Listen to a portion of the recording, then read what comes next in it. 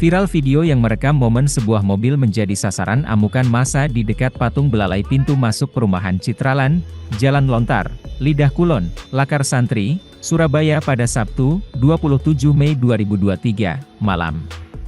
Dalam video tersebut tampak beberapa orang yang berdiri di barisan terdepan dari kerumunan melalui aksi pengerusakan terhadap mobil berwarna putih. Kemudian video amatir lainnya dari kamera pengendara mobil yang sempat merekam momen mobil putih tersebut melaju secara ugal-ugalan. Mobil tersebut tampak menyenggol pemotor yang melaju di sisi kirinya.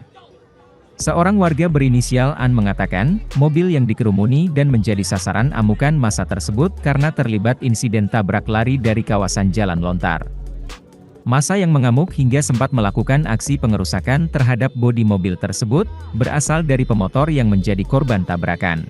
Sementara itu, Kapolsek Lakar Santri Polrestabes Surabaya Kompol Hakim mengatakan, mobil yang menjadi sasaran amukan warga tersebut merupakan Toyota Avanza bernopol liter 1888W.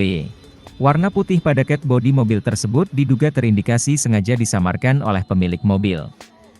Mobil tersebut sempat terlibat tabrakan lari dengan mobil Suzuki Ignis warna merah dan mobil Mitsubishi Mirage warna putih di kawasan Jalan Kukan dan Jalan Lontar. Bahkan, pihaknya juga menemukan adanya benda senjata tajam jenis celurit yang tersimpan di dalam mobil.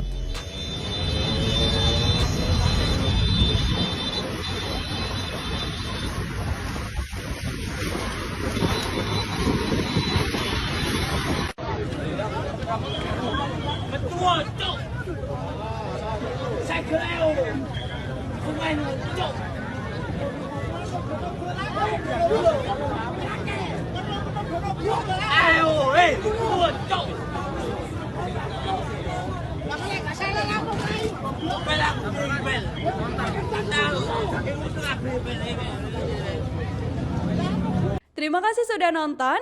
Jangan lupa like, subscribe, dan share ya.